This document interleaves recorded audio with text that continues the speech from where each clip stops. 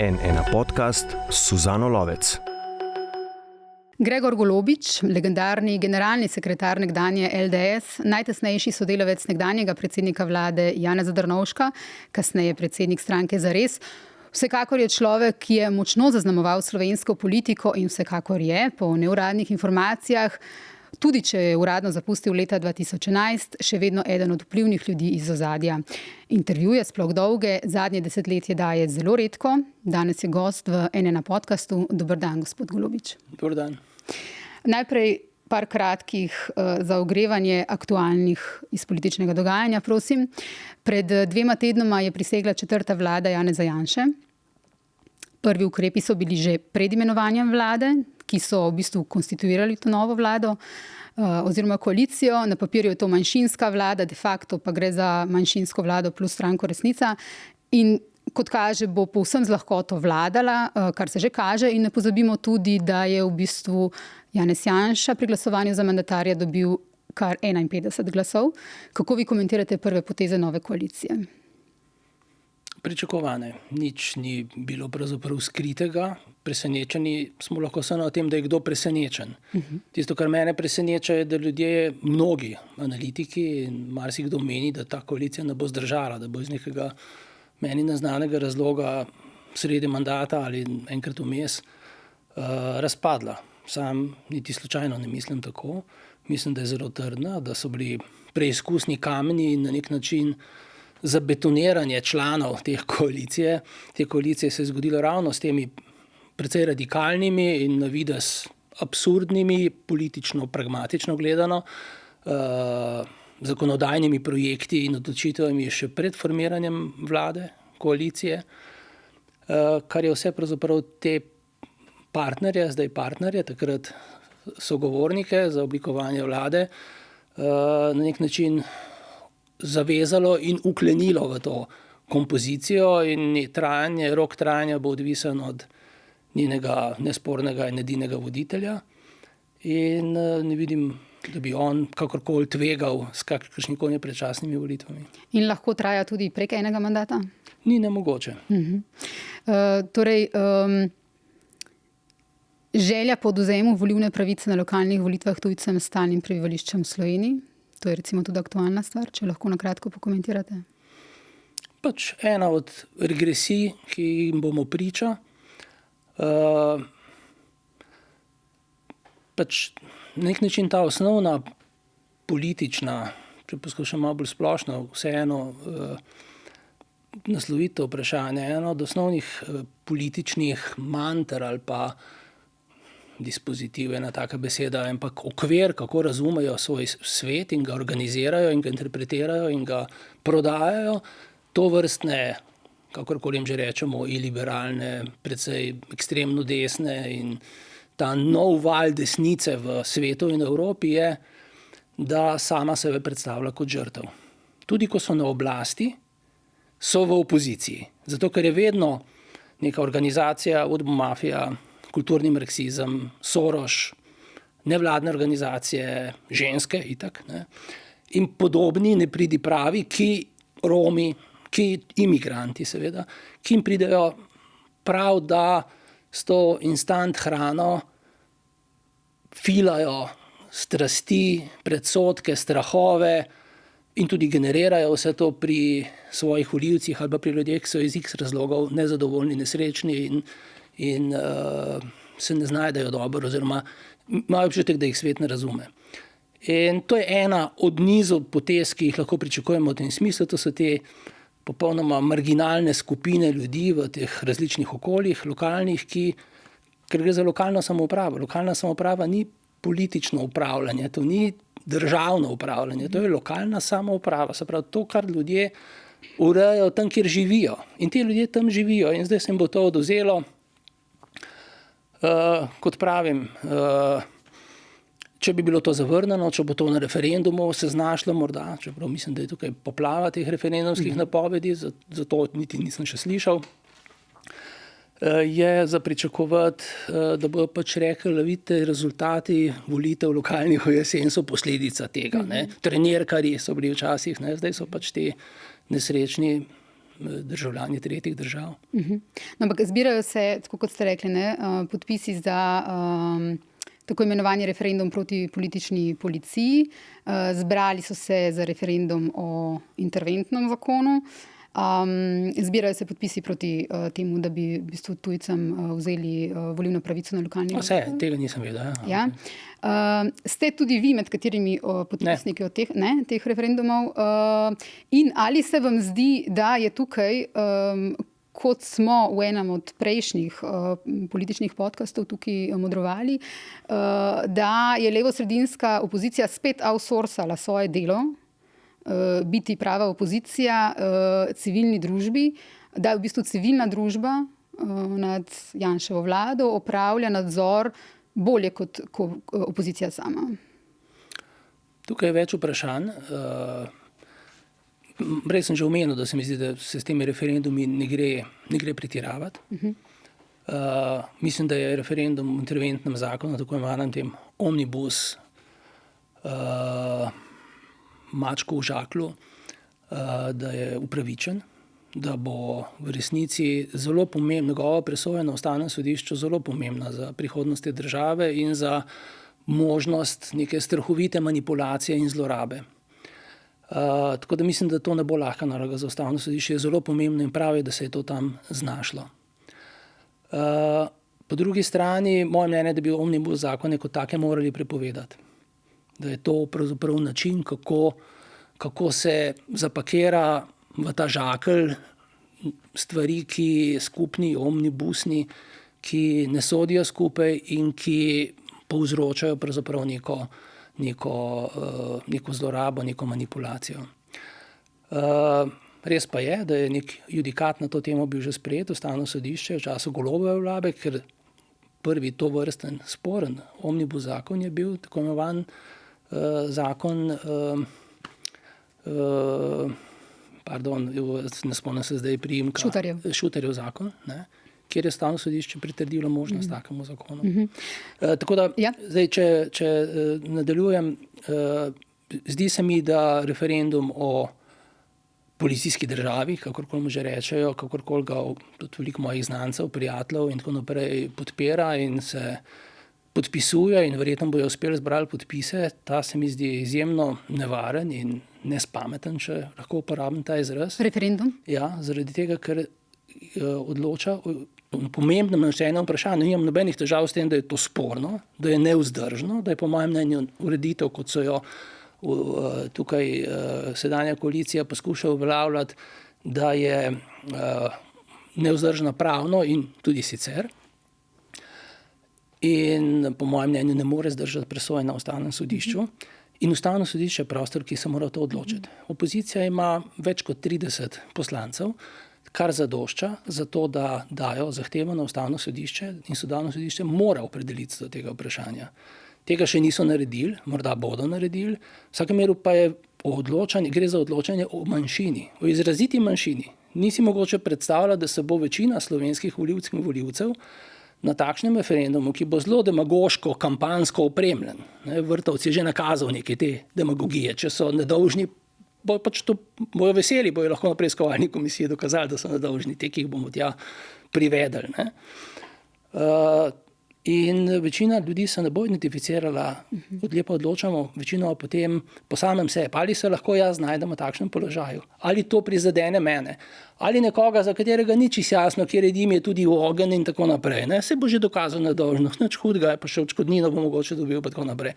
Hočem reči, pravice manjšine reševati z referendumom v situaciji, ko so na razpolago bistveno primernejše orodje, in to je presoja na Ustavnem sodišču, ki je prava, ne nazadnje tudi ESČP, je po mojem mnenju napaka, ki kaže, ne moreš od pravzaprav te civilno-družbene scene pričakovati, da bo pravzaprav imela, da bo reagirala manj impulzivno ali pa da se bo počutila neposredno ogrožena in reagirala samoobrambno, ampak opozicija tukaj ni opravila svoje naloge. Dejstvo je, da je v knockdownu povolilnem, dejstvo je, da se ne znajde.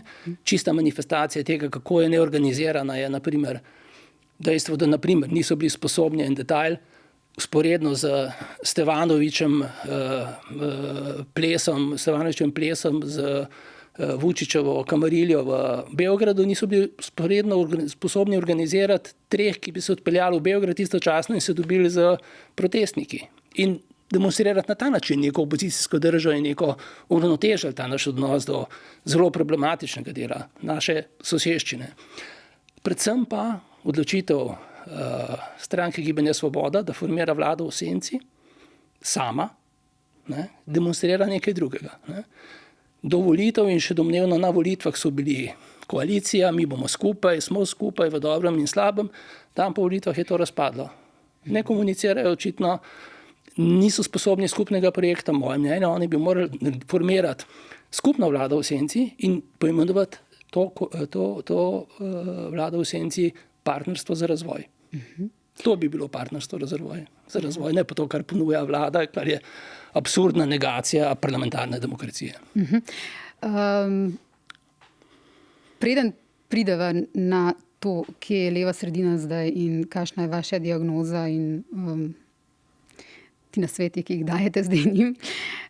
Me zanima še to. Toča je že padla. Ja, tako da to ni nasvet, to je lamentacija. Okay. Omenili ste predsednika Državnega zbora in predsednika stranke Resnica Zorana Stevanovića. Ta teden, kot ste rekli, je bil v Beogradu. Kako ocenjujete njega kot predsednika, oziroma dejstvo, da je on predsednik Državnega zbora? On je, bom rekel, to, kar je. Včasih se je v računalništvu, ko so bili Windowsi na začetku reklo, velik dosežek Windowsov je, da what you see is what you get. To, kar vidiš, to dobiš. Ne? Skratka, on je to. To, kar zgleda, to tudi je. In zgleda v vseh pomenih besede, da se nam razumljeno samo fizično. Ampak razen pri obljubi o nesodelovanju. Ja, ampak to niso smeli dobesedno. To sodi zraven k človeku, s takšno kariero, z človekom. Meni se na primer zdi bolj problematično, da se mu oporeka na tej točki veliko bolj, kot pa da se bi in se v kampanji niti strani medijev, problematizirali na primer stališča te stranke o izstopu Slovenije iz Svetovne zdravstvene organizacije, o teh psihotičnih pravzaprav stališčih, ki jih imajo v zvezi s cepljenjem in vsem tem. To so veliko bolj resne stvari, kot je neka taka notarska, nek pocestniški trik, kot je ta notarska manipulacija. Tako da to, da je on postal predsednik Državnega zbora, je presedan. Ni presedan v tem smislu, da Državni zbor vodi predsednik stranke, ki ni zmagala volitev. Ja. Moje osebno mnenje je, da je to vedno narobe. Da je vedno narobe, kadar in žaljivo do volivcev in zanikanje volitev in volilnih rezultatov, kadar stranka, ki zmaga volitve, ne vodi tudi Državnega zbora.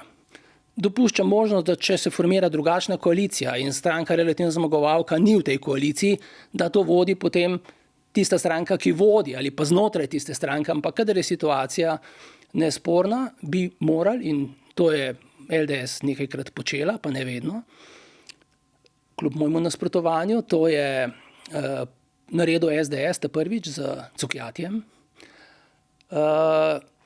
Leta 1996 je LDS zavestno v tistem deadlocku podprla Janeza Podobnika kot drugo stranko, takrat še ni bilo jasno, kaj bo v koaliciji, je bila to nek vložek v to, da se vendarle prebije to blokovsko razklanost, ki je na tistih volitvah, po volitvah se je vzpostavila in že prej.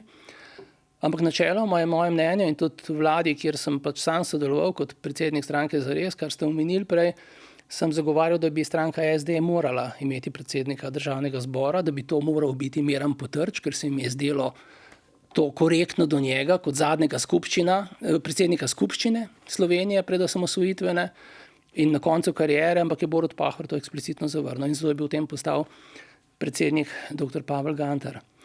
Tako da v tem primeru je pa to neka stranka, ki celo navidezno ni v koaliciji, je to najmanjša stranka In je to predsednik Državnega zbora, ki nikoli ni bil poslanec, ki nikoli ni bil niti župan, ki recimo vodi saj občinski ali pa mestni svet. In je še ena demonstracija odnosa te koalicije in njenega vodje do parlamenta, do parlamentarizma. Demonstracija druga te irelevantnosti te inštitucije ali pa njenega postavljanja v oklepaj je seveda tudi ta pobuda za partnerstvo za razvoj, ki ponuja opozicijskim strankam, da počnejo to, kar itak počnejo po poslovniku Državnega zbora, vlaga amandmaje, daje pripombe na vladne predloge. Ne? Gre za neko prazno gesto, s katero se na nek način ne samo položi orožje, ampak legitimira neko strukturo in delegitimira parlament. In ta delegitimacija se je na nek način zgodila tudi z nekompetentnim,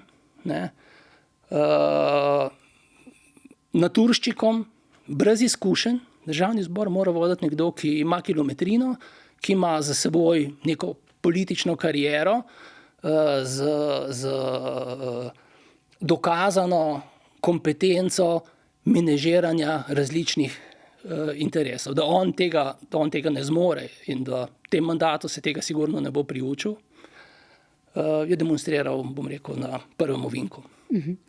Omenili ste tudi Šuterjev zakon. Vi ste odraščali v Novem mestu, v Ljubljani, pa čeprav nimate tukaj stalnega bivališča, živite ob Metelkovi, torej dvakrat blizu tako imenovanih varnostno tveganih območij, ki sta bili razglašeni na podlagi tako imenovanega Šuterjevega zakona, ki je delo Golobove vlade. Kaj mislite mogoče na kratko o tem ukrepu Golobove vlade? O tem sem celo z njim govoril in želel je celo sam govoriti na to temo neposredno po novomeškem tragičnem dogodku. In sem izrazil pomisleke do tega zakona, do tega ukrepa, do pravzaprav posnemanja neke italijanske protimafijske zakonodaje, Falconejev zakon in tako naprej, tudi s tem poimenovanjem se pravzaprav je poskušalo iti v to smer.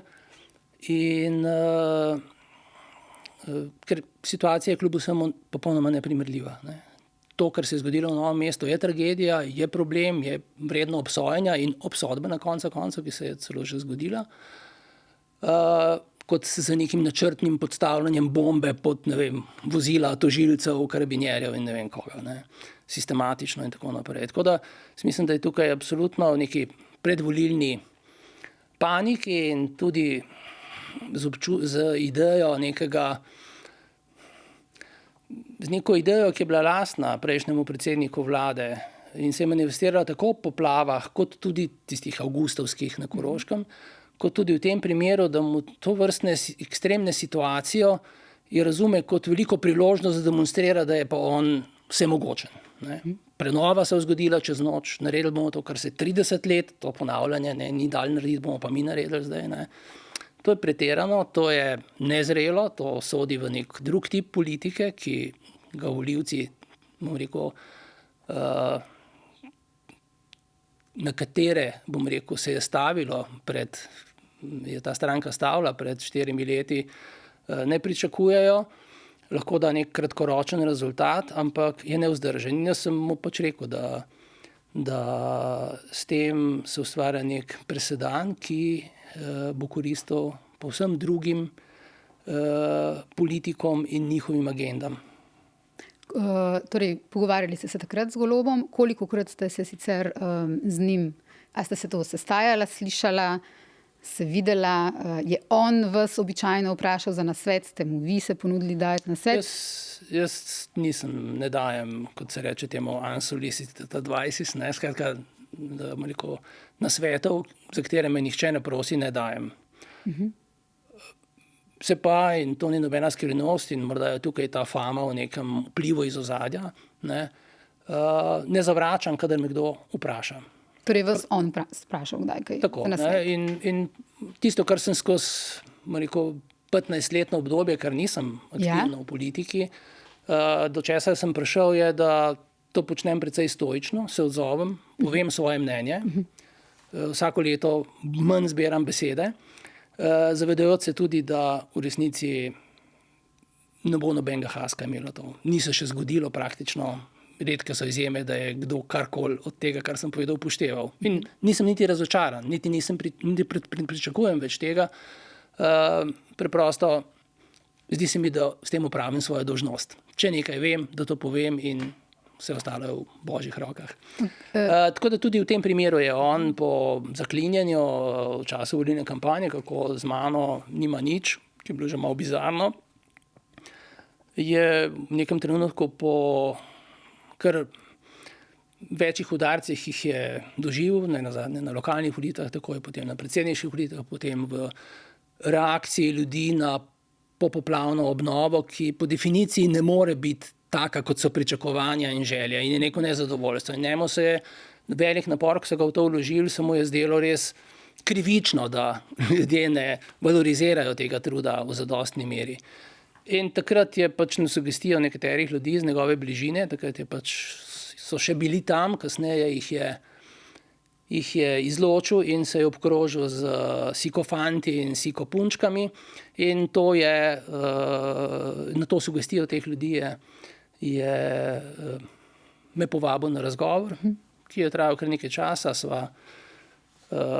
Bil je neposredno po operaciji kile, precej šibak, recimo fizično, in je zdržal te moje dolge nasvete. Pripoved o tem, kako jaz razumem politiko in kje vidim, da delajo napake in kaj mislim, da je problem. Jaz sem svoje povedal, on je rekel, da bo premislil, da bova nekoč nadaljevala ta razgovor.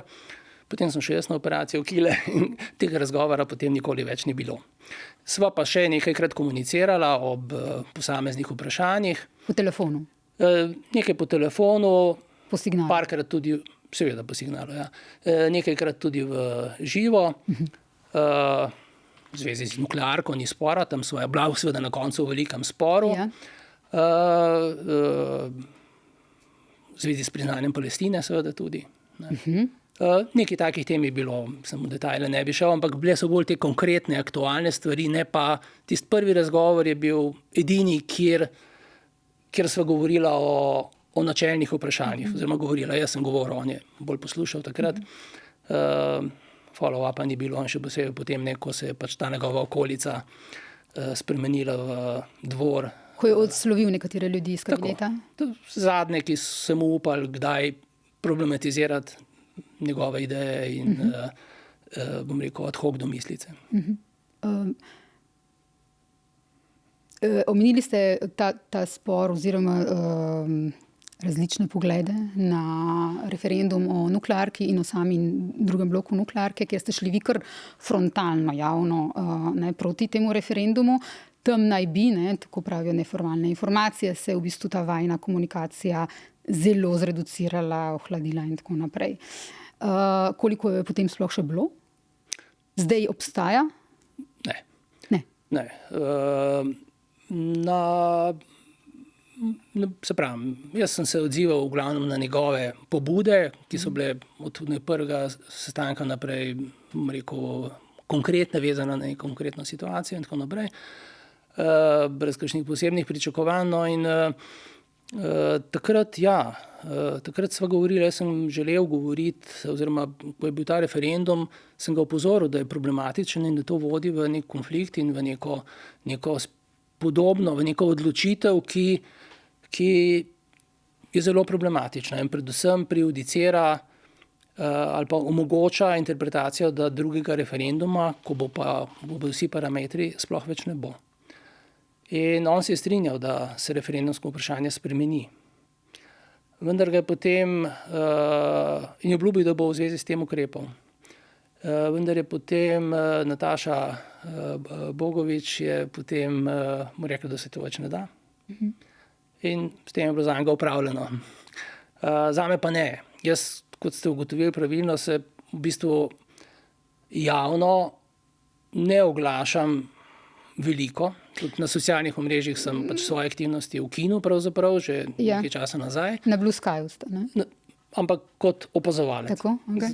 To je edini vir pravzaprav informacij, ki jih dobivam. Tudi me zanimajo stvari celo bolj globalno kot lokalno. Lokalno jih pride dovolj, da me boli glava.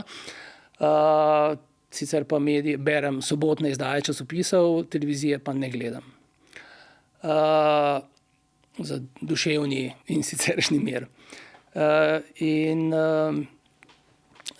Pravim, da v zvezi z nuklearko sem se oglasil, ker mislim, da gre za eksistencialno vprašanje Slovenije. In se nameravam tudi v prihodnje v zvezi s tem zelo jasno in javno izrekati. Mislim v resnici, da je to vprašanje obstoja te države, materialnega obstoja te države. Nedavno je na način, da je to tako evidentno zavožen projekt danes že. Vsakomur bi moralo biti jasno, kdor ni ali nor, ali skorumpiran, ali pa idiot, da torej je cepljen na cepljenje atomov, vidi, da je to popolnoma nevzdržen projekt, ki nima nobene prihodnosti. Jedrska renesansa, o kateri govori, tega ni.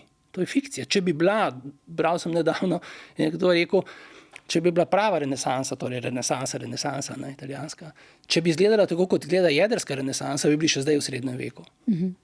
Skratka, te jedrske renesanse ni. Vsakih nekaj dni svet doda v skupno bilanco energetsko več energije, električne energije iz obnovljivih virov, kot v celem tistem letu iz nuklearnih virov. Skratka, kako bi vi reševali ta problem? Absolutno, treba se zavedati, da to je bilo takrat že več ali manj povedano. Želel sem dodati še to. Nedavno sem bil na enem sestanku, kjer je eden od modrih gospodov, znanstvenikov rekel, da ga skrbi, da bo po koncu tega 4-letnega mandata, kaj šele, če bi bila to trajalo dlje, da bo Slovenija doživela en strahovit kulturni, institucionalni in na nek način civilizacijski pogres, regresijo. Jaz sem k temu dodal, da tudi materialnega, v smislu izgube materialnih podlage, na kateri ta država sploh obstaja. Država bo bankrotirala. Zaradi JEK-a? Zaradi JEK-a. JEK je tako velik projekt, ki bo za toliko časa na tak način zadolžil vse prihodnje generacije, da bo Slovenija bankrotirala. Ne bo mogla izpolnjevati več osnovnih funkcij, pri čemer elektrika iz JEK-a bo nevzdržno draga. Treba je vedeti, da priložnost za jedrske elektrarne je bila in se ni uresničila. Danes je ni več, tehnologija je šla naprej. Jedrske elektrarne, jaz se spomnim, ko smo prvi politični program pisali leta 1989 in je bila eno področje tudi ekologija in smo imeli povsod nek moto na začetku. Takrat sem izbral moto znanega ameriškega fizika Fridtjofa Capre, govorimo o letu 88 ali pa 89. Jedrske naprave so zelo draga, zapletena in nevarna naprava za kuhanje vode. To je fakt. To so parne elektrarne, kjer pač se vodo skuha z energijo, enormno energijo, ki se sprošča ob cepljenju atomov. Izjemno je to nevarno, izjemno je drago, veliko dražje, kot je bilo takrat. Tukaj se seveda govori, vedno se govori o neki pozitivni učni krivulji. Skratka, ko narediš več elektrarn, se stvari pocenijo. To velja, razen pri jedrskih elektrarnah. Več, ko so jih naredili, dražje so bile. Dlje traja izgradnja, katastrofa je popolna.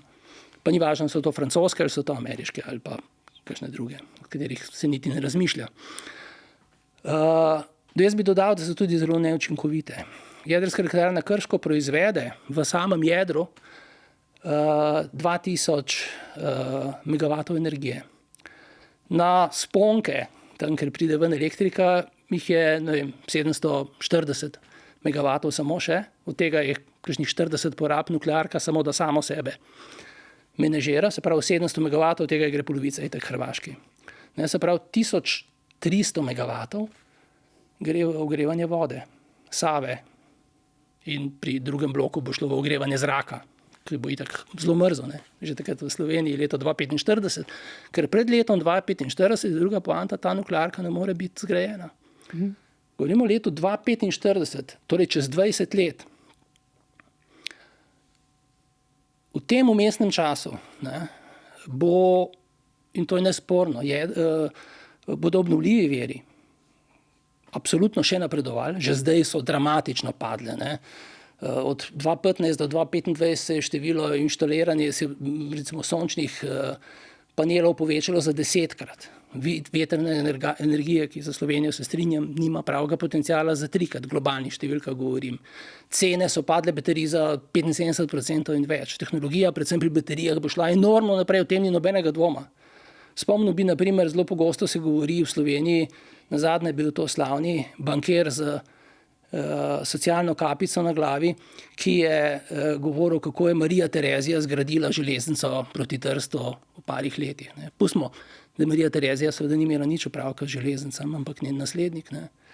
Ampak ko se je gradil ta krak iz Dunaja proti Štajerski, preko hribovja Semering, so bili nakloni, takrat, ki so jih gradili, avstrijska država gradila, monarhija, večji, bolj strmi, kot so zmogli takratni vlaki. Takratni obstoječi vlaki niso zmogli tazga naklona. Ampak so se odločili, da verjamejo to, da bo tehnologija šla naprej in da ko bo zgrajena, bodo taki vlaki že obstajali. Seveda so. In res to se je uresničili. In to je način razmišljanja. Ne? Graditi jedrsko elektrarno po tej tehnologiji, kot je bila narejena v 70-ih v Krškem, več ali manj, bistvenih razlik ni, z vidika učinkovitosti in vsega drugega, samo da je veliko dražje in da je veliko dlje traja izgradnja, je noro. Noro popolnoma. In tukaj, v tem vmesnem času, bojo te druge tehnologije absolutno toliko napredovale, da bo jedrska energija takrat obsoletna, investicija po mojem sploh ne bo končana, dolgovi bodo pa ostali in bodo bremenili državo, ki bo pravzaprav morala svoje obveznosti izpolnjevati. Jedrske elektrarne ne bodo gradili ljudje, ali pa firme in države za njimi, ki oproščajo dolgove, ampak bojo to izterjali. Izterjali bojo na račun vsega tistega, kar to državo dela državo. Ne? Sprav, neka javna infrastruktura, šolstvo, zdravstvo, kultura, to vse bo plačalo ceno te nuklearke, kjer, bom rekel, imamo popolnoma nesposobno, lobistično strukturiran aparat, ki se s tem ukvarja, ki je na primer do nedavna trdil, da bodo po eni strani, da bodo uporabili obstoječe stikališče od obstoječe nuklearke, ki mimogrede je povsem logično in se strinjam, da se podaljša njeno delovanje do leta 2060, ker je to mogoče. Ne? In je s tem, bom rekel, Slovenija več kot v zadostni meri izkoristila priložnost, ki je jedrska energija dala in je morda ne bo dala nikoli več, razen če bo se zgodil nek preboj, ki ga še ni na vidiku fuzijske elektrarne, kar je nekaj povsem drugega, ampak to je še daleč. Istočasno so pa trdili, da bodo novo elektrarno postavili fizično na lokaciji, kjer je obstoječe stikališče. Mislim, nekaj tako elementarnega. Ne? To je ravno tako, kot midva rekla, tukaj bo stala neka enormna stolpnica, kjer je ta studio in istočasno ta studio bo še zmeraj deloval. Kaj to potegne za sabo? To potegne za sabo dejstvo, da je potrebno to stikališče prestaviti. To stikališče je ključno za sedanjo elektrarno, ki jo ne bomo ugasnili za ta čas, ko se bo novo stikališče. Stikališče to ni neko stikalo, to je neko hudo postrojenje, brez katerega nuklearka ne more nobene energije od sebe oddajati v energetsko omrežje.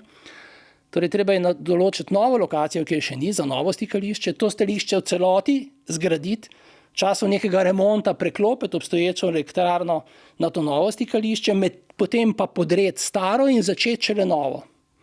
To bo trajalo leta, da se to naredi.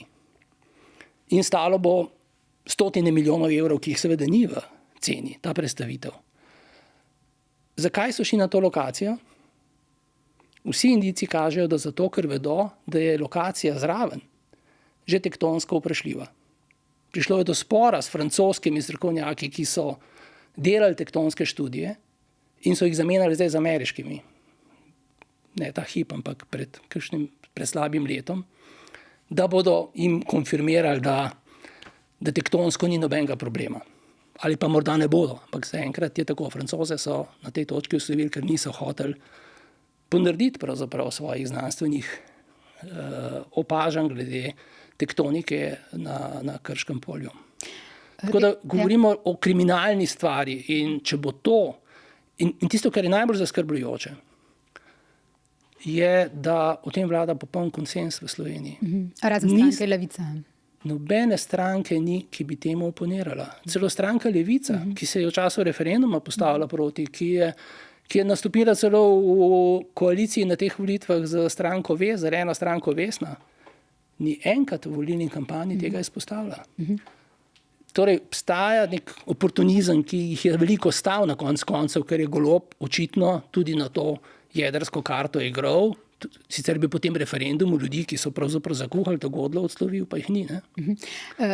Tako da ta konsens, ki obstaja, je nekaj nezaslišanega. Ne? To pa res terja civilno-družben angažma, maksimalen, ker govorimo res o bankrotu države in obstaja neka cinična ironija zgodovine, da bodo ljudje samo oklicani osamosvojitelji, ne? V tem mandatu dokončno sprejeli odločitev, s katero bodo to državo uničili. To je popolna norost. Te stvari tudi o umeščanju nuklearke in tako naprej ste recimo razlagali in primerjave s TEŠ 6. Ne? Ja. Ampak TEŠ je razlika med Jelinčičem in Stevanovičem, razlika med TEŠ 6 in JEK2. JEK2 je TEŠ 6 na super steroidih. Ne? In TEŠ 6 je zamajal holding slovenskih elektrarn, slovensko ključno energetsko firmo. JEK pa mislite, da bo zamajal državo? Podre Slovenijo. No, te stvari, ki ste jih zdaj razlagali, ste recimo tudi v intervjuju za Mladino, ne, takrat razlagali ob tem napovedanem referendumu in tukaj je bilo, v bistvu sta si šla z Golobom, ne, da potem nekako nista več vzpostavila pravega stika. On je potem ta cmok, moram po pravici povedati, pogoltnil, se je sprijaznil, akceptiral to in ni bilo neke zamere. In sva nekajkrat še komunicirala po tistem brez posebnih hard feelings tega. Po volitvah pa ne? Ne.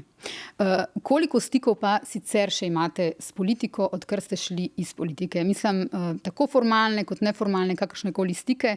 Zdaj, po naših informacijah je tega kar veliko, ne? Predvsem teh neformalnih. Kakšni bi bili pa formalni? No, okej. Bomo rekla tako, za kamero ali pred kamero. Ne? Torej, ni takih, da se vas vidja. Ne? Hkrati pa vedno, ko vam pripisujejo to neko urejanje slovenske politike iz ozadja, v bistvu ne slišite tega radi, čeprav to dejansko drži. Ne? A je kakšen levo-sredinski predsednik vlade, s katerim recimo mu niste dajali kakšnih nasvetov? Ali neposredno, ali preko recimo nekih skupnih znancev? Ste vsem? Ne, tako bom rekel, ne drži to, kar sem prej povedal. Ja. Če me kdo vpraša, po mnenju, mu ga povem. In pri tem nisem izbirčen. Ali je to predsednik SD-ja, ali je to predsednica SD-ja, ali je to Miro Cerar, ali je to Marjan Šarec, ali je to, bom rekel na koncu, Robert Golob. Ne? Verjetno, če bi me Janša povabil, ne, bi mu tudi povedal svoje, tako kot njim. Računajoč, da bo efekt približno enak. Tako da govor, da jaz karkoli urejam. Jaz povem, kot se je rečel Dixie et salva vianimo in rešim svojo dušo. Ker se mi zdi, da sem to dolžan, da sem bil toliko časa v tem, ne mislim, da imam nujno prav, ampak če me vprašajo, to povem. Če imam nekaj, kar se mi zdi izjemno pomembno za povedati, to tudi napišem ali pa dam intervju. Nekaj, kar presega to neobvezujočo izrekanje v stvareh, če te nekdo nekaj vpraša. Jaz mislim, da moja politična izkušnja ni moja privatna zadeva. V tem smislu ni pa nekaj, da bi jaz pisal knjigo pa naredil, kaj že Pahor izdal, priročnik za prihodne politične, ne vem kaj, influencerje in tako naprej. Nimam nobenega tazga načrta. Človek nikoli nesreča, nikoli ne počiva, ampak nobenega tazga načrta nimam. Recimo, eno od takih stvari, v katerih sem se oglasil in ki je seveda popolnoma neopazna in bi imel velik vpliv, je vprašanje državne uprave. Na začetku, ob nastopu Golobove vlade sem napisal članek za Sobotno prilogo, ker je bila takrat priložnost, da bi se Slovenija vrnila na neke tere normalizacije relacije med politiko in stroko v državni upravi, ki je bila vzpostavljena v času Drnovškove vlade, zadnje Drnovškove vlade, ko je bil minister za notranje zadeve, ki je takrat pokril tudi področje državne uprave, torej ni bilo še MJU-ja, Rado Bohinc in njegov državni sekretar, ki je peljal ta projekt, dr.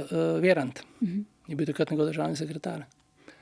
In mimogrede, to se ne spuščam. Takrat je bil sprejet zakon o državni upravi, ki je uredil pa nadomestil serijo novel iz 90-ih let, kjer se je pač star socialistični zakon mal dopolnjeval v skladu s tem, da smo po ustavi imeli ne več izvršni svet pa skupščino, ampak vlado in parlament, čeprav to nimamo dosledno izpeljan in ustava je v tem smislu nek torzo poln socialističnih reliktov in slab dokument in mislim, da je treba imeti tresočo roko, kadar se jo vzame v roko, ne kadar bi se jo spreminjali, da je potrebno spremeniti na marsičem. Namreč, kaj se je zgodilo? S tisto reformo se je zgodilo, je zelo pomembna, ki se je zgodila, mogoče za to res kakšno minuto, ki se mi zdi izjemno pomembna stvar, aktualna tudi danes in demonstrira eno mojo tezo, ki je seveda neprijetna in boleča in ki seveda pojasnjuje, zakaj jaz realno nimam posebnega vpliva, ker ta moja teza zadene vse. Do nikogar ni prizanesljiva v tej politiki.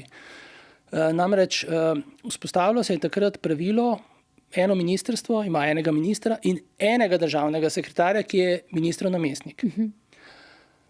In ima državno upravo strukturirano v neko piramido, kjer je na vrhu direktor direktorata, vodja stroke, kontinuiteta, nekaj, kar ima rep in glavo, kar ima zgodovino, kar ima track record tega, kar se je na nekem področju delalo. Ne? Reguliral se je postopek, kako se pravzaprav pride karierno na to mesto. Ne? Da ne more kar nekdo prideti za to. Mora izpolnjevati neke pogoje. Javni razpis je, uradniški svet, ki ga zdaj ukinjajo, ne? To je del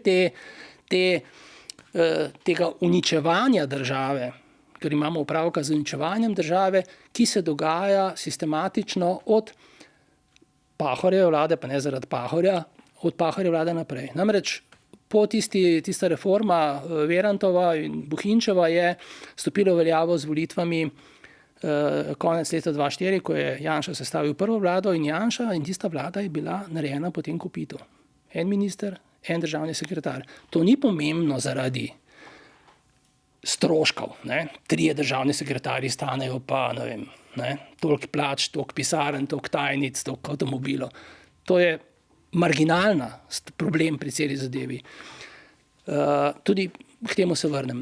Pahor je vlada, naša vlada, kjer sem dosanil, je bila enaka. En državni sekretar je nominiral. Potem je seveda nastopila po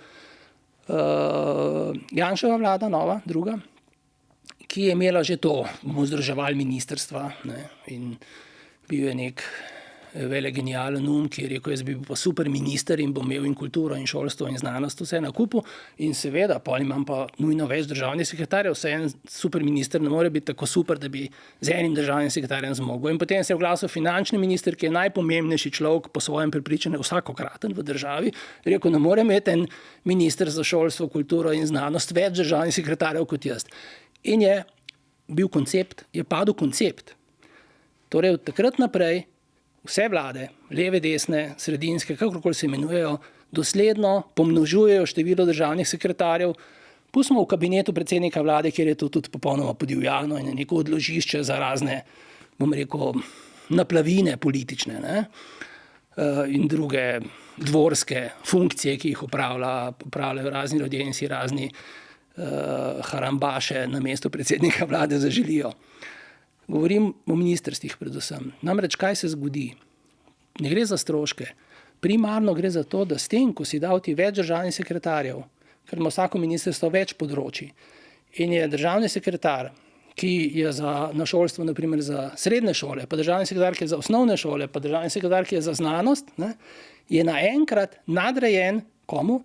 Direktorju direktorata za osnovne šole, srednjo šole, znanost. Derogiral ga je, oduzel mu je, ni več on, ni več stroka, ni nekdo s kontinuiteto, znanjem, z verificiranim track recordom na vrhu tiste službe, ki producira politiko v vsebinskem smislu. Ne? Ampak je to nek naključni politik, ki ne rabi imeti nobene kvalifikacije, ne?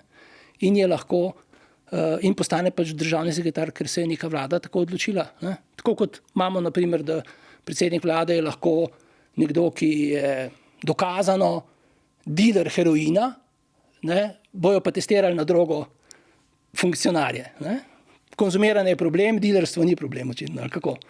Hočem reči, ne, imamo... Predsednik vlade?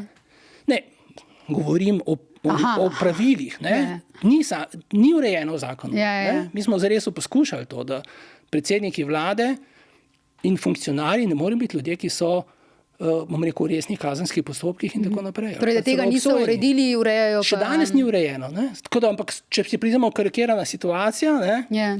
Ampak to je digresija. Vrnemo se, državni sekretarji so pomembni. Ne? Tukaj to je demontaža države. Tukaj ne gre za to, ne, za stroške. Gre za to, da s tem smo ubili tisto, na čemer neka država stoji. Yeah. Država stoji na administraciji, ki se ji priznava kompetenco, ki se jo iz mandata v mandat gradi. So možne izjeme, so napake, lahko pride do menjave, ampak zdaj, ko bo uradniški svet razpustili, bo to seveda prosto lovišče za popolno feudalizacijo in strankarsko uzurpacijo zadnjih ostankov države. In jaz sem ta članek napisal, obrazložil, narisal, pobarval in zgodilo se, da se ni nič, to je moj vpliv. Ne? Lahko lajam, ne? V puščavi karavana gre naprej. In glede tega, kar se je spremenilo pri meni v skoraj 15 letih, nima več nobene iluzije. Ampak, kot rečeno, pravite, da vas mnogi so vprašali za mnenje, vi to mnenje poveste. Jasno je tudi, da kdaj vmes kaj neformalno poskušate, recimo, kakšno kadrovsko rešitev. Povem svoje mnenje o kadrovski rešitvi, naprimer. Bom tako zdaj vprašala. V kakšnem stanju je po vašem mnenju leva sredina po teh volitvah? Ali vidite Roberta Goloba kot liderja, kompetentnega te sedanje opozicije? Kot sem prej omenil, je v knockdownu. Ta gesta, ta solo poteza s to vlado v senci, ne, nepremišljena, ad hoc in bom rekel res povedna glede na zgodovino tudi in usodo do nedavnih koalicijskih partnerjev, pove, pač to najbolj demonstrira. Stranke, ki so nastale kot stranke novih obrazov in se jih je zvrstilo kar nekaj, niso stranke. Jaz sem tudi njim povedal obraz, da so to sekte. Prvi, ki sem mu to rekel, je bil Miro Cerar. Sem rekel, SMC je sekta Mira Cerarja, tu ni nobena stranka modernega centra ali pa kaj podobnega in tako naprej. In potem ste Šarcu to rekli in Golobu? Tako, to so sekte. Ker se vidi, da so tudi narejene na osebo. In seveda, ti ljudje niso krivi. Ti ljudje so se znašli, da imajo neko ambicijo ali imajo nek problem, zaradi tega gredo na volitve, kot je imel Golob, ki mu niso ponovili mandata na geniju, kar si je želel in je pol razumel, da je edina varianta, da gre v politiko. In Slovenija je hlepela po neki diskontinuiteti, seveda po tisti grozljivi covidni vladi in je bil pač on idealno dolgolaso projekcijsko platno, na katero je ljudstvo, ki mu je dalo ljudstvo kredit. Ker zmagati na volitvah, to je moja stara teza, je dobiti kredit. Zato tudi jaz njemu nisem čestital. To me je Erika Žnidaršič vprašala v Tarči, takrat ali ste mu čestitali. Ne, zakaj? On je dobil kredit. Ja. Ko bo naslednjič zmagal, bo treba čestitati. In letos samo, čeprav je bila to prva zmaga in so neki drugi problemi tukaj se pojavili, problemi, ki sem prej ob državnih sekretarjih demonstriral tega, da je janšizem, morda po krivici se tako imenuje, da nima nobene zveze s fizično osebo, ampak je forma mentis, je hegemonija, ideološki hegemonij diskurs slovenske politike kot take. Skoraj brez izjema ali pa z redkimi izjemami pri levici. V zadnjih 10-12 letih je vse ostalo... Torej, janšizem prepoznavate v vseh strankah? Absolutno. Ja. Absolutno. Samo da je pri Janši je artikuliran, zavesten, je programsko utemeljen, kakorkoli se z njim že strinjamo, je konsekventen.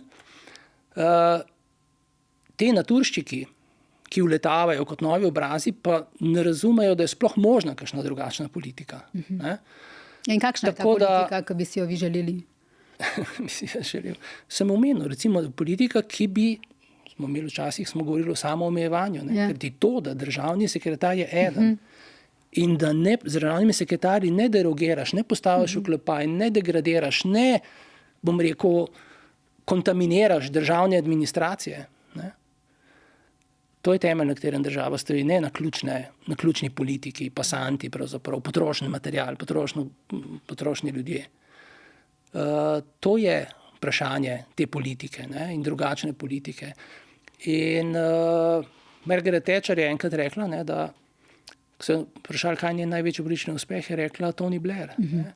Ko, se bi malo zaprepala, rekla, ko tvoj nasprotnik sprejme tvoj diskurs, ne, je to največja možna zmaga. Janez Janša v tem smislu tudi te volitve zmagal, čeprav ni bil relativno zmagovalec, kajti način, kako je zmagal Golob, je bil precej janšističen. Ne samo na ravni teh predvolilnih bombončkov, ko se je govoril, pa Šutarjevega zakona, pa recimo nekih takih projektov, tudi zelo konkretnih stvari. Ne, pri njemu je bil res moč ta nereflektiran janšizem in absurdnost tega očistite janšizma. To je tako, kot bi rekel, pojejmo zadnjega ludožerca. Ne? Mislim, to je absurdne stvari. Ne? In v tem smislu je janšizem dominantna ideologija slovenskega političnega prostora z majhnim oporom glede tega še pri levici, edino stranki Levica. Tako da to je... Kako? Ste volivec Levice? Volite? Privatna zadeva. Ne. Koga pa vidite pol kot bodočega liderja Levice? Zdaj omenja se, ne, v nekaterih krogih, da recimo zdaj navijate, da bi Alenka Bratušek začasno prevzela stranko. Je kaj na tem? To niso nekateri krogi, to je pač trgovec z lažnimi novicami, Bojan Pocar, in on je pač to si izmislil, ne vem od kje, s tem se ne ukvarjam, ne razmišljam. Koga vidite kot liderja? Ne razmišljam o tem, s tem se ne ukvarjam. Ni namen, da tudi ideja, da so te novi obrazi bili generirani v nekem krogu, ne vem kaj, ne. To je smešno. To je res smešno. Ne. Kot sem prej rekel, naplavilo jih je. Zato, zakaj?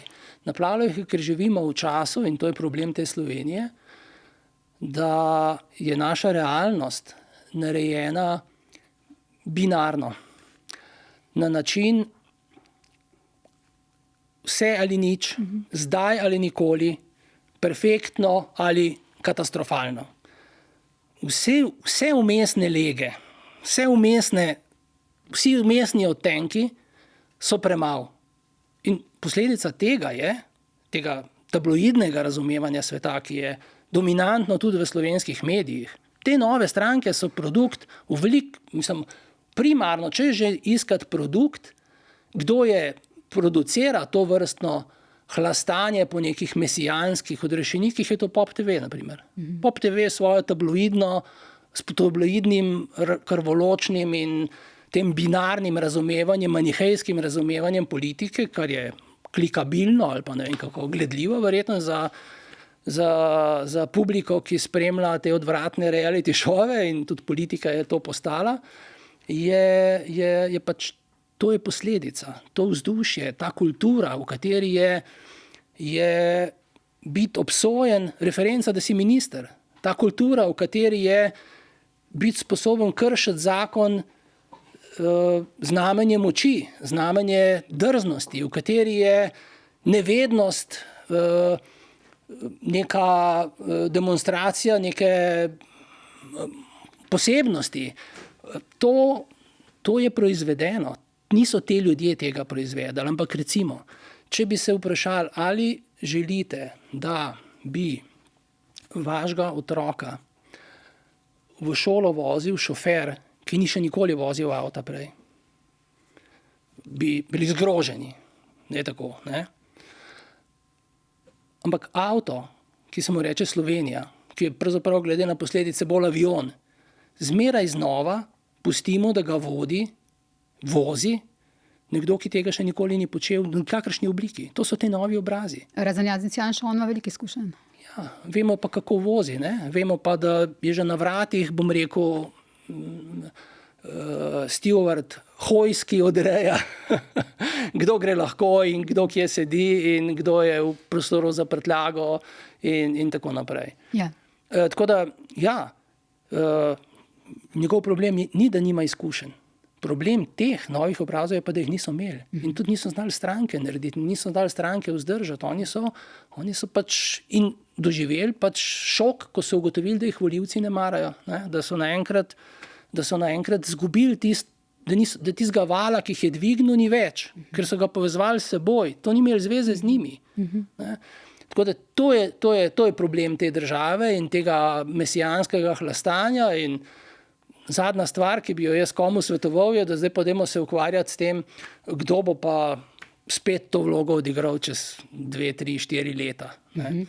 To je recept za ponavljanje istega, to je večno vračanje Janše na oblast skozi to. Ampak če vas zdaj recimo z leve sredine kličejo iz nekaterih strank, ali pa tudi ne iz strank, ne? Se dobivate kdaj recimo z Milanom Kučanom, je res? Se vidva se ne dobiva sama, ampak v kakšnih družbah poklepetamo. Ja. Poklepetate o vsem mogočem. Tudi o politiki, seveda. Povem svoje mnenje, ker tako družbo sem povabljen, da povem svoje mnenje in ga povem, tako kot sem prej povedal. Ja. A se vidite kot stric iz ozadja? Neumnost. Kot sem prej omenil, Tjaša Slokar je teta iz ozadja. Ona je na Pop TV-ju proizvedla, bom rekel, te nove stranke v veliki meri. No, Tjaša Slokar ne dela reality showov. Ne, reality show. Ja. Politika je tam reality show, ne? Kako je Pop TV zgeneriral Prebiliča, na primer?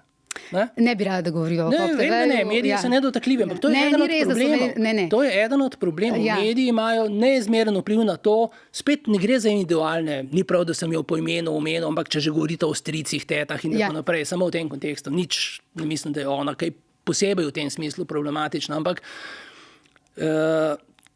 ta ideja, da je politika nekaj, kar je čist zunaj in je po svojih zakonitostih neodvisno od tega, kar se dogaja. Mi imamo upravka z realnostjo. Mediji so nastali v času razsvetljenstva, javni mediji, pod parolo, Kantovo parolo, pravica do javne uporabe uma. Ja. Zdaj živimo v obdobju, ne, takrat so bili ti mediji časopisi. Potem so postali še drugi mediji, do neke mere se je to držalo. Zdaj živimo že nekaj časa v obdobju, ko socialnih omrežij in mediji tekmujejo z njimi, je treba priznati, tekmujejo z njimi, iz komercialnih razlogov, lastniških razlogov in tako naprej, najmanj političnih tudi, ampak najmanj, v nečemu, kar se pa reče nasprotno javna uporaba neuma. Socialna omrežja so javna uporaba neuma, kot se glasi en znan aforizem, ne? Dokler ni bilo Facebooka, so samo na moji vasi vedeli, da sem bedak, zdaj ve cel svet. Ne? Ampak to se promovira. Popin pogledaš in vidiš, to je to. Ne? Se vračate k tej televiziji? Ja, pač, zato, ker mislim, da so začetniki. Ne, sej, moram Peroviča tle omeniti, no, kot človeka, ki mislim, da je k temu največ prispeval. No, ampak vrniva se, v bistvu ni zdaj te televizije tukaj, ni teh ljudi tukaj, da se vrniti temu. Sem jim povedal obraz. O čemer vas sprašujem. Torej pravite, da niste strici iz ozadja. Zanima me še mogoče... Strici iz ozadja, kaj ne bi to pomenilo? To je krilatica, ki se je Pahor enkrat zmislil. No, to ne bi pomenilo, da se ureja politiko iz ozadja, neki vplivni, močni, mimo grede. Ne? Kaj ne bi to pomenilo, ureja iz ozadja, neki močni? Kaj to pomeni? Bi rad razlišal, kaj to pomeni? Ja, da se kadrovanje, iskanje novih obrazov, novih strank, kaj se bo zgodilo s strankami, ureja recimo... Kaj se bo zgodilo s strankami, urejajo volivci na volitvah? Tudi. Z mojo so uredili, so rekli... Ni vam več treba se truditi. No, bom malo drugače vprašala. Recimo na Tarči, po volivni ste nekateri nekdanji politiki nastopili in komentirali ste tudi zadevo Black Cube. Ne? Vi ste takrat rekli o teh izraelskih paravobveščevalcih, gre za kolaboracijo, ob katerih da se tudi Pučnik obrača v grobu. Ampak kar se jaz recimo tukaj vprašam, vam se recimo ne zdi čudno, da ob teh posnetih kosilih, ki so bile potem zmontirane, ne, ob teh tako imenovani eliti, ki je tam ob špagetih razlagala, kako se iz ozadja fura državo, da recimo niso na kakšno od teh kosil ti paraobveščevalci povabili tudi vas. Ste se kdaj vprašali? Mene to ne preseneča. Zakaj bi me? Ja. Niso pa poskušali, recimo? Ne. Nimate? Ne. Ja. Koga v politiki trenutno najbolj cenite? To je neko vprašanje, ki na nek način, kot sem rekel, generalno nisem nezadovoljen. Ocenjujem slovensko politiko kot v zelo slabi kondiciji, zelo slabem stanju. Seveda, pač so politične sile, ki imajo svoj program, s katerim se seveda globoko ne strinjam in to že dolgo časa, ki so v vzponu in jim gre dobro z vidika, bom rekel, njihovih ambicij. Ampak z vidika tistega, zaradi česar sem bil sam v politiki in kar mislim, da je ker je bilo bistveno za to, da je Slovenija v teh 30 letih vendarle, ne bo že več, ni nazadovala, ampak vendarle ob vseh problemih napredovala. To politika, ki bi morala za to skrbeti, pa skrbi. Če, na primer, dam konkreten primer. Če, na primer, konkreten primer, ki recimo demonstrira to, kako je gibanje Svoboda za vozilo ali pa kako je samo po sebi razumelo svoje način političnega delovanja. V zelo slabem stanju je pred nekaj leti prevzel vodenje rehabilitacijskega centra Soča Roman Jakič, bivši politik, in uspel, to lahko preverite tam, pri zaposlenih in tako naprej, celo stvar spraviti, bom rekel, na zeleno vejo do neke mere, kolikor je pač v zdravstvu slovenskem možno, ampak bistveno boljšem stanju je, kot je bila, tudi ljudje več ne odhajajo in tako naprej. Zadnje 2 leti se je iskalo intenzivno projekte, tako imenovane dvojne rabe. Ne? Se pravi, projekte, kjer bi se ta sredstva evropska za odpornost plasiralo za tako imenovano dvojno rabo, torej vojaško in civilno, kjer bi, da bi mi ta 2% donata lahko ustrezno ne enodimenzionalno angažirali.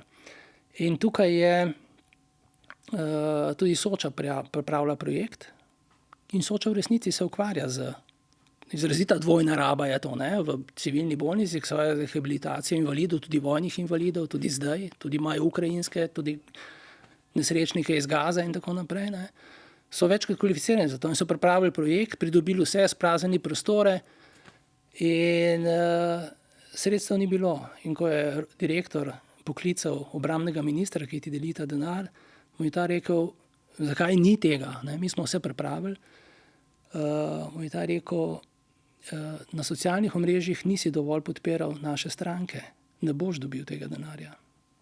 Obstaja večja demonstracija janšizma, kot je to. To je bil minister Gibanja Svobode. Ne? Mislim, to je to. Ali pa, ne vem, početje z agencijo za energijo, ne? Ob omrežnini. Zgražanje nad tem, da je Janša imenoval svojega odvetnika za ministra, ne? Pa že prej, v prejšnjem mandatu za nadzorni svet HSE, SDH in tako naprej, ne? Oziroma slabe banke. Je Robert Golob naredil isto. On je tik pred volitvami svojo odvetnico imenoval za predsednico sveta Agencije za energijo. Brez kakršnihkoli kvalifikacij za to delo. Že prej so spremenili zakon, da sploh ne rabiš nič o energetiki vedeti, da si v Agenciji za energijo, ampak z poslanstvom očitno pravno korektno odstaviti direktorci, ki se je treba maščevati, ker ni kot neodvisna agencija servisirala tvojih interesov. Ampak tega mu niste povedali?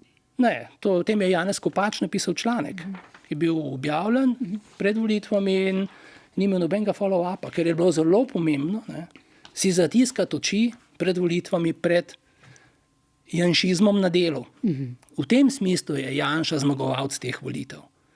Ne? V tem smislu je zmagovalec teh volitev. In bo tudi naprej, tudi če ne bomo več predsednik vlade zmagovalec, ker ta politika minimalne samorefleksije nima. Vsi sprejemajo kot samoumevno, da ko pride nova vlada, se zamenja vse. Ni bilo zmeraj tako, ni res. Besede so zelo važne. Mene recimo vsakič strese, ko slišim ob vsakokratnem sestavljanju nove vlade, in vsi mediji to ponavljajo, o razrezu. Je tako? Razrez. Kadrovski razrez. Kadrovski razrez. Ja. Zmeraj imam eno asociacijo, ki slišim to besedo. Ta beseda se da locirati, kdaj se je pojavila. V 90-ih se ni pojavljala. Govorili smo o sestavi vlade, na primer. Jaz sem že o tem večkrat govoril. Mene moti, na primer, na valu 202, ko reče na valu 202, da so odstranili posledice prometne nesreče. Ja, pločevino so odstranili, človeka, ki je mrtev ali pa pohabljen, pa ne vem kaj, pa niso odstranili. So ga odstranili, odpeljali so ga v bolnico. To je normalizacija incidenta. Kadrovski razrez je, ali pa črpanje evropskih sredstev, smo počrpali. Kaj počrpaš? Blatno vodo iz kleti. Imajo države, obstajajo bolj protestantske države, ki govorijo o absorpciji. Kam se je to ugradilo, ne kaj se je spumpalo. In ta razrez je seveda zgovoren. Jaz imam zmeraj pri njemu asociacijo, če greste v mesnico, saj včasih so bile, so bile v mesnici bil tako obris krave, ki je bila razparcelirana kot en kontinent, ta kos, kos, tis kos, ne vem, pleče, stegno, ne vem kaj. In to je razrez. In govorimo o razrezu, kako si bojo stranke razrezale to kravo, ki rečemo vlada, država, karkoli že. Na tej ravni smo kot kultura zavozili. In vsi to sprejemamo, to je prevladujoče. Kakšen je pa vaš odnos z Janezom Janšo? Ga ni. Ga ni? Je bil vedno tak? Mislim, dolga zgodba. Jaz sem starejši od mene, ampak kljub vsemu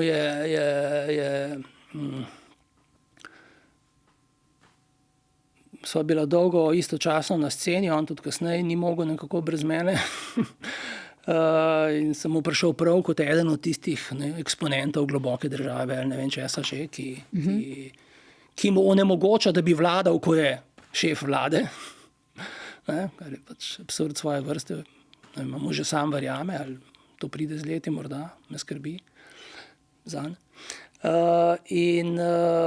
Sicer pa ne, mi da sva se srečala prvič, to je tak simpatična anekdota, če sem že na tej ravni, v K4, kjer je bil potem, ko ga je partija, ker je bil preveč pravoveren marksist in je zagovarjal koncept oboroženega ljudstva,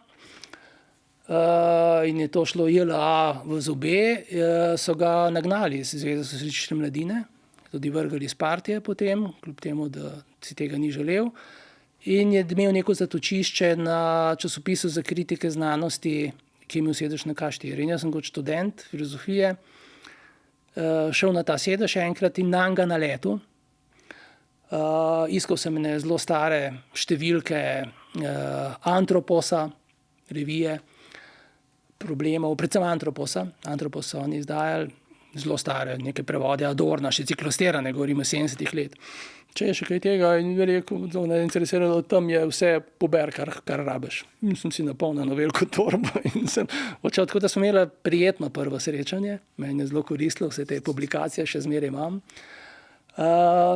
Kasneje pa seveda vse mogoče. Srečevala sva se na okrogli mizi pri Jožetu Smoljetu, ko se je govorilo o organizaciji prvih volitev.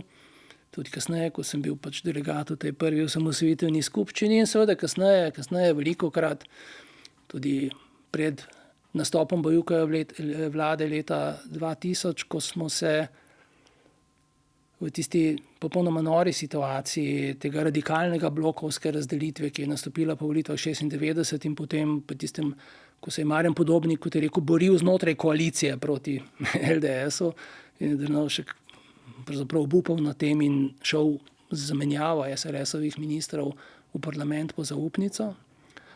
Takrat je bil, tega se v resnici ne ve, je bil parafiran sporazum med Drnovškom in Janšo, in jaz sem bil zraven, da bo SDS podprla zaupnico, razrešitev ministrov SLS-a, imenovanje začasne tehnične vlade za pol leta, kot je bilo dovolitev, in v tem času bo LDS podprla večinski volilni sistem.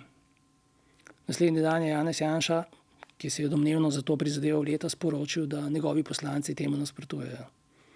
Kar vemo, da je precej komična izjava, glede na to, kakšna disciplina tam vlada in koliko nesoglasja s predsednikom si lahko dovolijo poslanci SDS-a. Čeprav to je druga SDS zdaj, ne? Kot je takrat. Ne bistveno. Že takrat je, na primer, Gorenc Grims govoril po Dolenjsko. In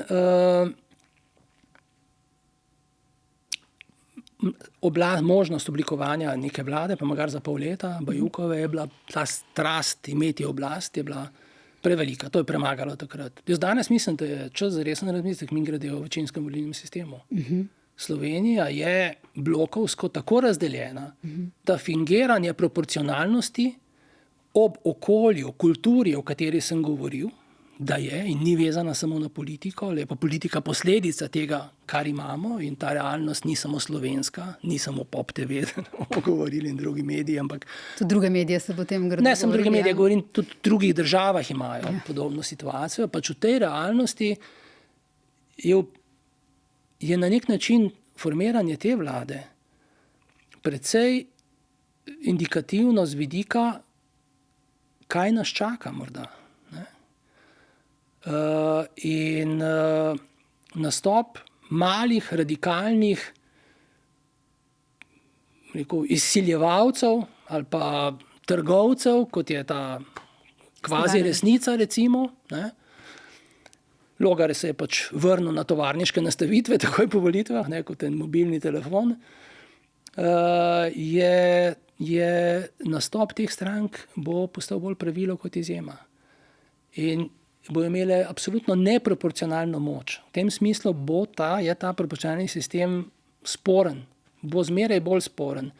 In že takrat se je to kazalo. In večinski volilni sistem ima seveda ogromno, negativnih posledic, in nikakor ne mislim, da je zdaj to neka odrešitev vsega, ampak to, kar se zdaj rešuje znotraj koalicijskih pogajanj in ta koncesije malim strankam, tem izsiljevalcem in tako naprej, se večinsko se prenesejo znotraj teh strank. In je ta bitka se znotraj strank dogaja. Ni to bitka, ki se odvija na državno politično-sistemski ravni. In ni nujno, da sta ta dva pola, ki se pač praviloma oblikujeta, sta oba bolj zmerna, kot je na koncu. Lahko, ni pa nujno. Kot je pa na koncu in bo po moje zmeraj bolj radikalizacija, ki jo bodo ravno te fringe stranke pravzaprav prinašale v politični prostor. Vedno bolj v tem okolju. To, čeprav razumem, se vam zdi rešitev za Slovenijo? Ne, to se mi zdi nekaj vredno razmisleka. Okay. Ne trdim, da je rešitev, ampak mislim, da smo tako daleč zabredali, da je tako, da se je, ta realnost tako zelo spremenila. Da, tako kot sem prej rekel, ustava, da je treba nehati gledati na ustavo kot na 10 božjih zapovedi. Da je treba tudi to vrstne svete krave, kot so proporcionalni sistem, rešuje vse, ni nujno. Je pa to diskutabilno, se strinjam, mislim pa, da je vredno in smiselno, predvsem na to želimo opozoriti, da je to nekaj, kar bi veljalo, kar je treba vzeti, če se hoče premisliti o tem, a se sploh lahko iz te godle izvlečemo. Ker tudi Janši ni bilo enostavno sestaviti to vlado. On je hotel veliko večino, hotel je ne vem kaj. On ni imel pravice, da je ne bi sestavil zdaj. Bila je možnost, da je sestavi, in dolžan je raznim, vključno, prijatelju, največjemu vojnemu zločincu 21. stoletja Netanjahu, da je moral sestaviti vlado. To je bi pa gotovo raj jo sestavil in bom rekel, se morda celo manj radikalno profilirala ta kompozicija, če ne bi rabo imeti teh koalicijskih partnerjev. Malo bom še pobrskala tlele po tej levi sredini. Torej, če vas kdo zdaj vpraša za mnenje in verjetno vas kdo vpraša za mnenje, kako naj se zdaj obnaša leva sredina, kje je rešitev zanjo? No, nekaj sem že povedal. Mislim, da je ideja, dajmo novi obraz proizvesti, tako o tem govorijo tisti, ki ne razumejo, da ga noben ni proizvedel, da so to naplavine. Naključne naplavine, ki pač so evidentno se potrdile kot problematične. Ne? Ampak zadnjič, recimo, ko smo se pogovarjali v vašem obisku, da pridete sem, ste omenili recimo Zaka Polanskega, Stranka zelenih v Veliki Britaniji in pa Zorana Mamdanja v New Yorku. Ja, omenil sem jih kot seveda dva primera, da morda je nekaj, čemur bi lahko rekli levi populizem. Ne? Temu seveda Zak Polanski, vodja angleških zelenih, pravi, da jim morda do neke mere uspeva. Dobro, pustimo, njemu bomo videli, kaj se bo. Odpor v Angliji je strahovit proti njemu, so se zelo ekipirali, čeprav mu gre dobro zaenkrat. Pač New York je pa specifičen, je New York. Ne? Tako da tukaj je pač neka stara teza. Tudi davno nazaj je Slavoj Žižek nekaj rekel, levica rabi svojo Margaret Thatcher. Ne? Meni se to ne zdi dobra teza. Jaz mislim, da Margaret Thatcher ni samo neka energetska bomba politična, ne? Ampak implicira ta način političnega delovanja tudi vsebino politike. Ne? Ona je bila to lahko, ker je šla v vojno s sindikati, kar ta vlada zdaj počne, ne? Zavestno. Katero vojno mora sprožiti leva stran, da bo Margaret Thatcher? Proti komu? Proti milijarderjem. To dela Zak Polanski. V Sloveniji to ni neka tema. Ne?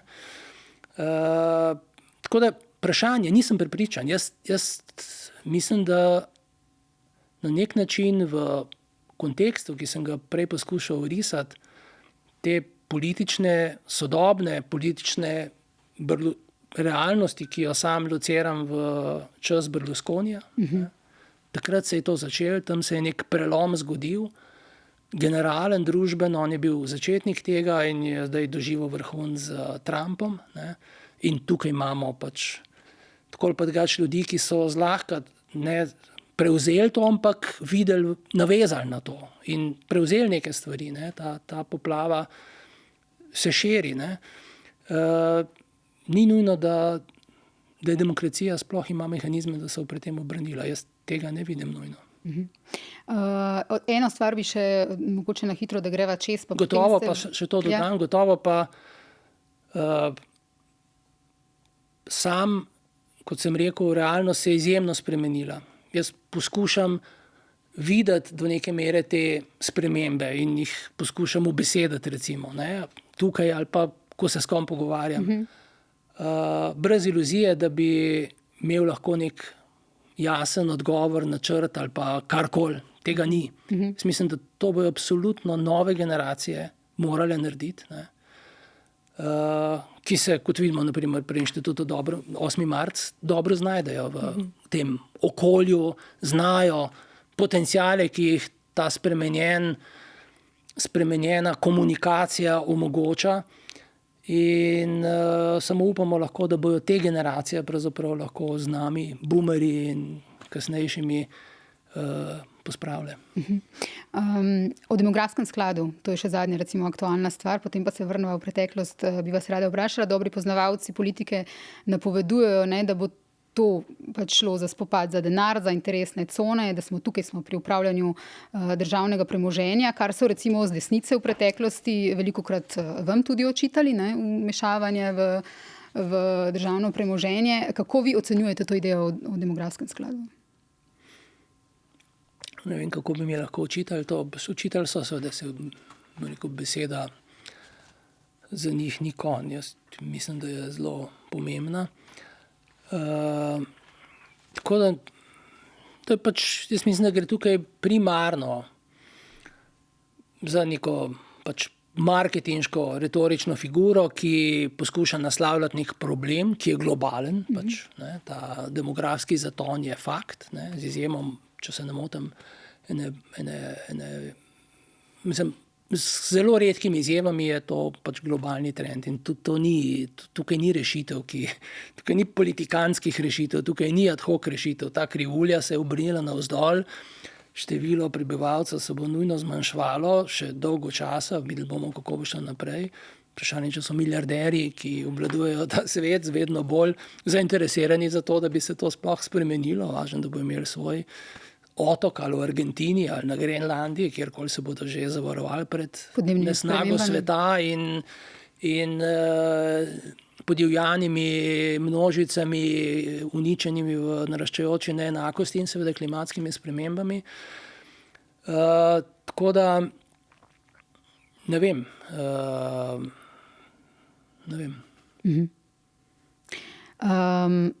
Gospod Gregor Golobič, kaj vi počnete zdaj? Zdaj sva nekaj govorila. Se pričujem, vi radi še dodali? Demografski sklad, ja. Pač poskuša pod firmo, da je to problem, vsi nekako mislijo, da je problem do neke mere. Seveda je problem. Za nas boomerje je problem, ker kdo bo popolnil pokojninsko blagajno. Ne?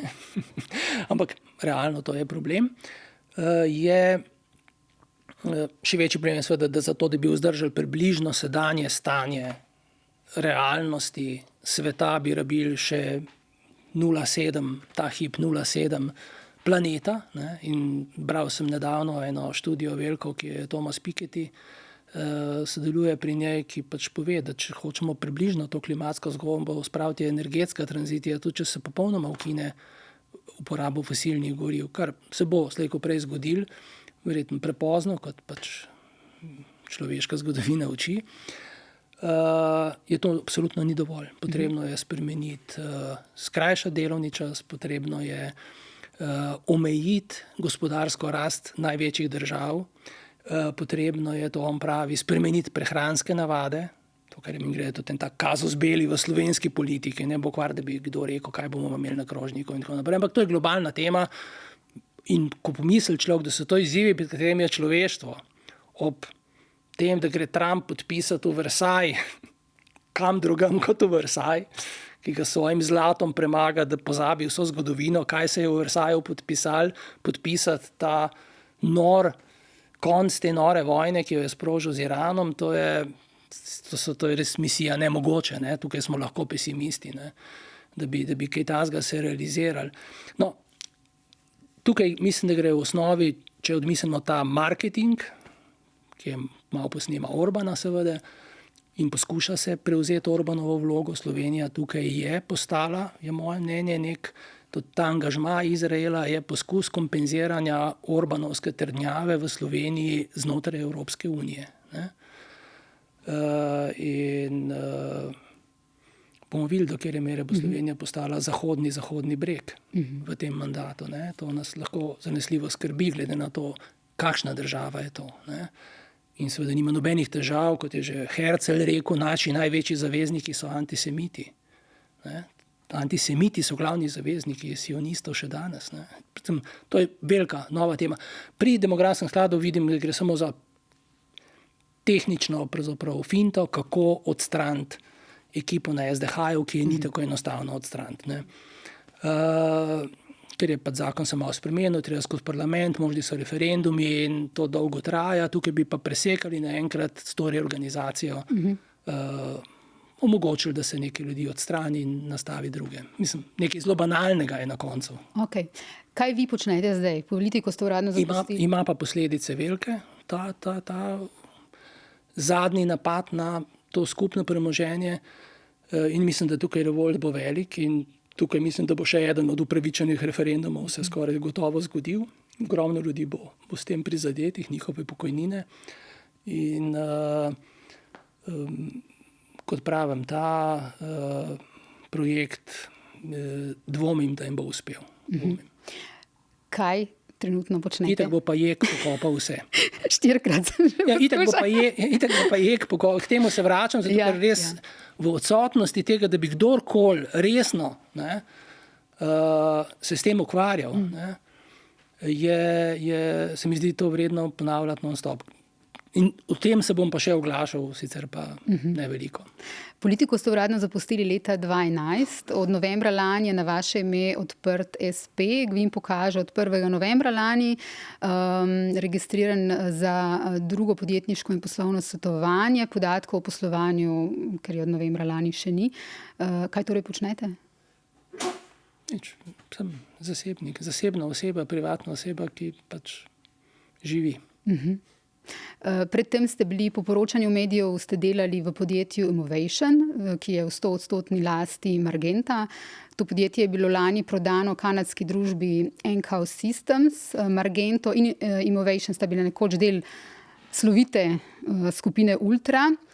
Če prav razumemo, torej vi zdaj niste več lastnik nobenih deležev v podjetjih? Ne. Koliko denarja ste dobili od te prodaje? Požar, ki ste ga danes že omenili, piše ravno danes, da naj bi z nedavno prodajo, pravi Ultra, ampak ne gre za Ultro, skozi svoj lastniški delež v tem podjetju zaslužijo okoli 2 milijona evrov, drži? Izjemno redka je situacija, ko lahko rečem, da mi je žal, da ni res, kar piše ta izgovor za novinarja in človeka na koncev. Tako da sicer pa Furs je seznanjen z mojim stanjem, tako kot vseh drugih državljanov. Meni pa javnosti pa jih ne boste zaupali. Zakaj bi? Kaj ste počeli ta leta vmes? Torej bili ste na teh podjetjih še kaj takega? Ni to dovolj? Okay.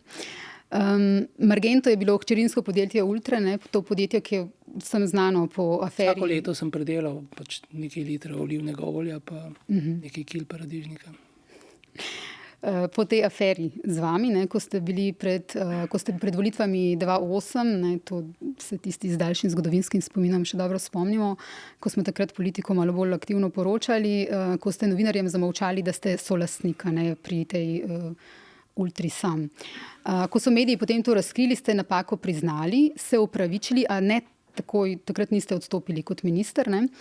Spomnimo, da to je bila v bistvu v času Pahorjeve vlade, vi ste bili pa pač minister za visoko šolstvo, znanost in tehnologijo. Bi danes, ko pogledate, takrat se je v bistvu začel, ne, če lahko analiziram, propad stranke zares, ne, z nekimi obljubami o drugačni politiki, bolj pošteni politiki, je v bistvu Kje je tukaj problem poštenosti?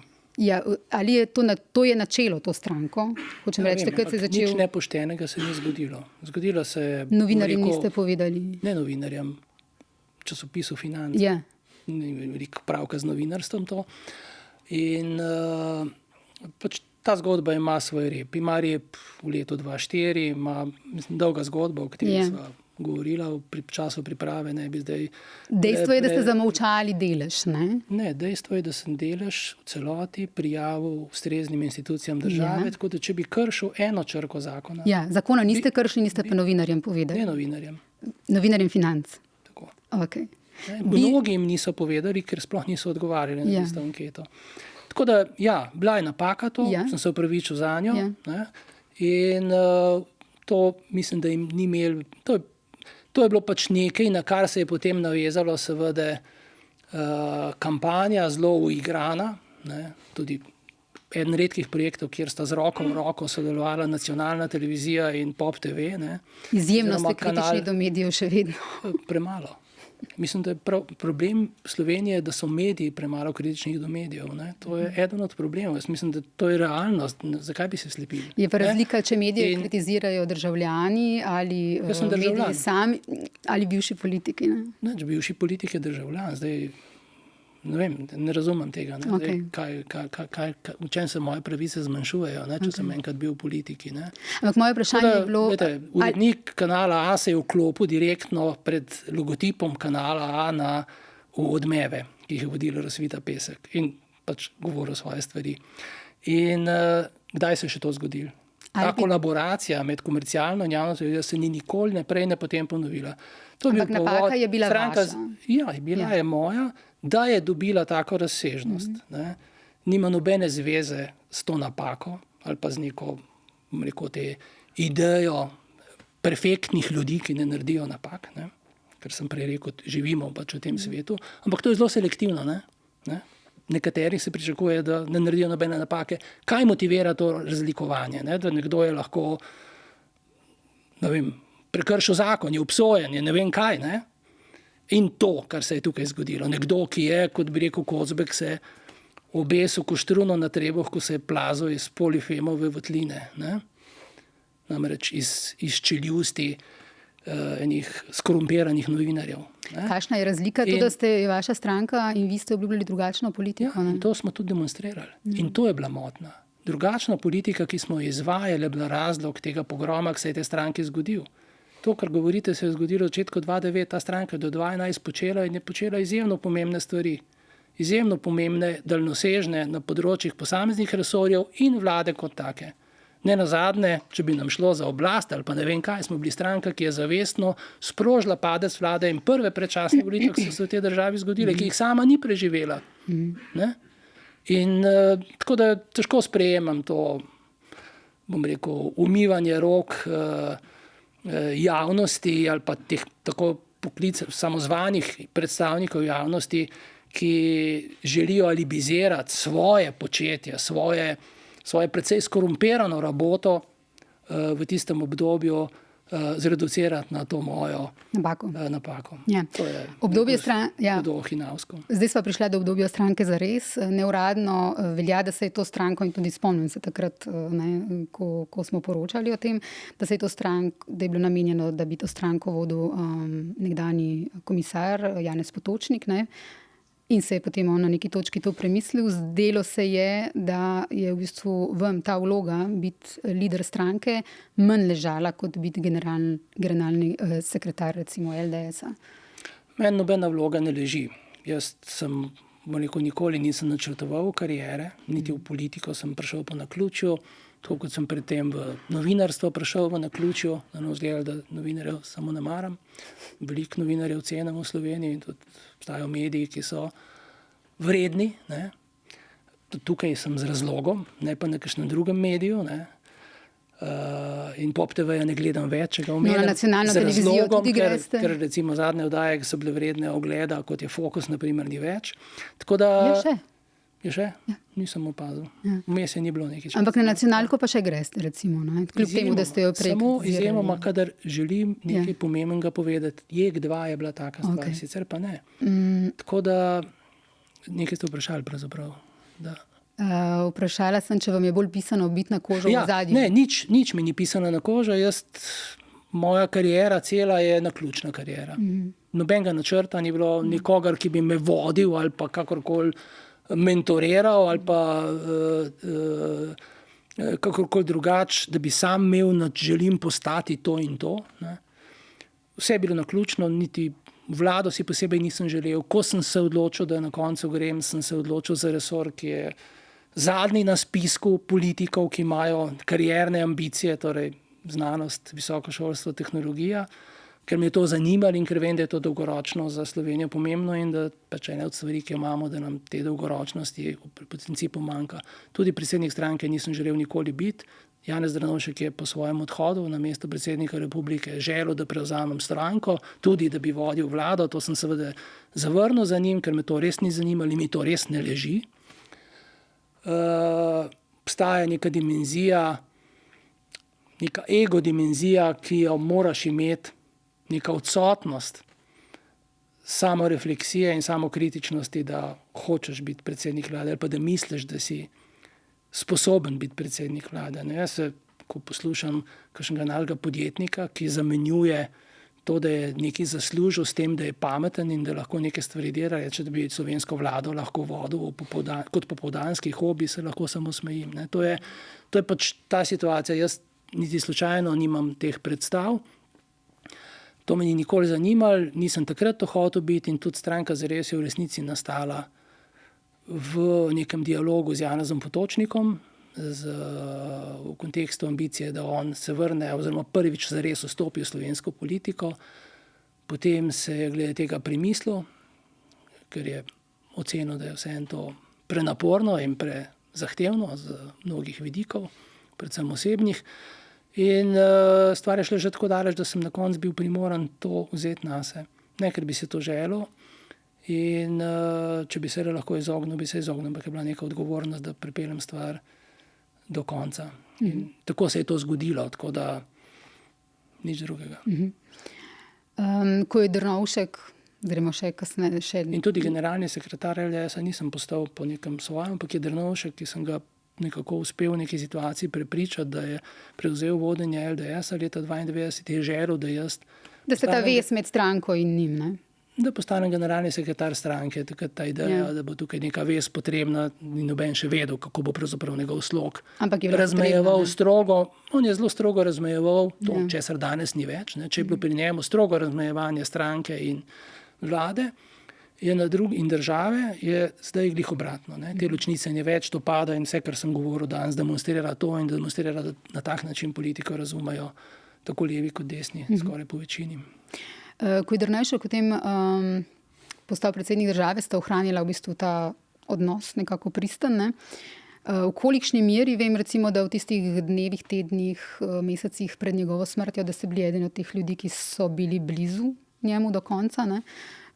Kdo so bili recimo še ljudje, ki jih je Drnovšek na podoben način cenil, imel pri sebi?